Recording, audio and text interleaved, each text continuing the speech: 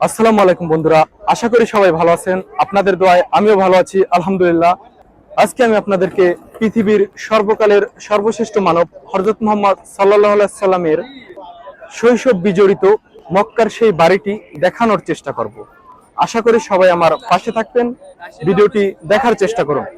মহানবীর সেই বাড়িটি দেখতে প্রতিদিন লাখো মানুষের ঢল নামছে।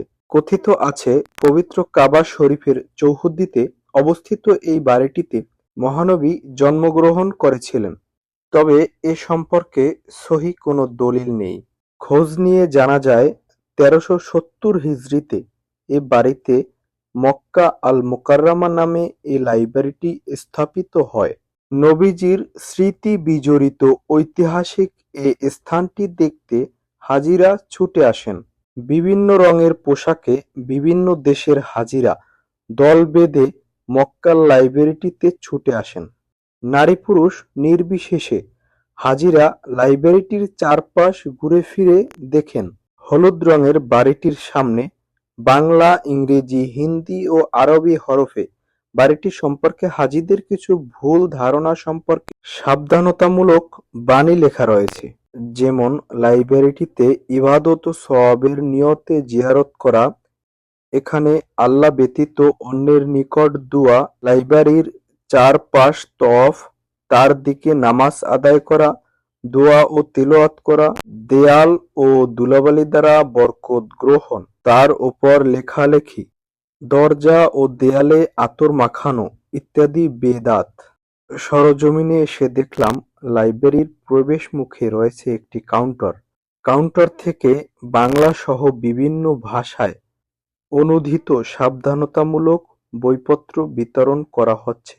আমাদের দেশেও অনেক হাজিরা আসে, কিন্তু তারা এই নিষেধাজ্ঞাগুলা জানে না। এই বিষয়গুলা জানে না বিধায় তারা ভুল করে থাকে টুকিটাকি। দেখা গেছে সওয়াবের আশায় এসে পাপ করে বসে আছে। সেই জন্য এখানের কর্তৃপক্ষ এই উদ্যোগটি নিয়েছে। প্রত্যেকটি ভাষার বই তৈরি করা আছে। বাংলা, ইংরেজি, আরবি, বিভিন্ন দেশের ভাষায় বই আছে এখানে, যাতে হাজীদের বুঝতে কোনো অসুবিধা না হয়। তো এই ভিডিওর মাধ্যমে আপনাদের সকলের দাওয়াত রইল, ইনশাআল্লাহ আল্লাহ তাআলা আপনাদের সবাইকে যেন উমরা হজ করার তৌফিক দান করে। আপনারা যদি সরাসরি না এসে দেখেন তো ঠিক বুঝতে পারবেন না যে কতটা সুন্দরভাবে এই হেরামটিকে সাজানো হয়েছে, কতটা পরিষ্কার পরিচ্ছন্ন এবং নিয়ম শৃঙ্খলা অনুযায়ী সাজানো হয়েছে। তো আশা করি সবাই আসবেন, নিজ চোখে দেখবেন। সবাইকে ভিডিওটি দেখার জন্য আন্তরিকভাবে ধন্যবাদ। সবাই আমার চ্যানেলটিকে সাবস্ক্রাইব করবেন, ফেসবুক পেজটিকে ফলো দিয়ে রাখবেন।